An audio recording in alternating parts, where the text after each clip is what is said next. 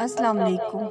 انسان کو جب اس کا رب آزماتا ہے تو اسے عزت اور نعمت دیتا ہے، تو وہ کہتا ہے میرے رب نے مجھے عزت دی، اور پھر جب اس کا رب اس کو آزمائش میں ڈالتا ہے اور اس کا رزق تنگ کر دیتا ہے تو وہ کہتا ہے کہ میرے رب نے مجھے ذلیل ہی کر دیا، بلکہ یہ اس وجہ سے ہے کہ تم یتیم کی عزت نہیں کرتے اور ترغیب نہیں دیتے ایک دوسرے کو مسکین کو کھانا کھلانے کی، اور وراثت کا سارا مال سمیٹ کر کھا جاتے ہو۔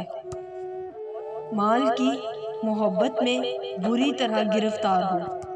وہ وقت یاد کرو جب زمین کو کوٹ کوٹ کر ریزہ ریزہ کر دیا جائے گا اور تمہارا رب خود جلوہ فرما ہوگا اور فرشتے صف و صف کھڑے ہوں گے اور جہنم سامنے لائی جائے گی۔ اس دن انسان کو سمجھ آئے گی، مگر اس دن سمجھنے کا کیا فائدہ؟ وہ کہے گا کاش میں نے اپنی اصل زندگی کے لیے کچھ آگے بھیجا ہوتا۔ پھر اس دن اللہ اسے جو عذاب دے گا ویسا عذاب دینے والا کوئی نہیں ہو، اور جیسے اللہ اسے پکڑے گا اسے ویسا پکڑنے والا کوئی نہیں۔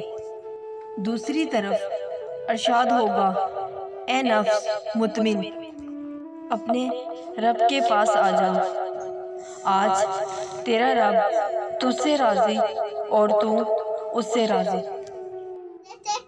میرے خاص بندوں میں شامل ہو، میری جنت میں داخل ہو جا۔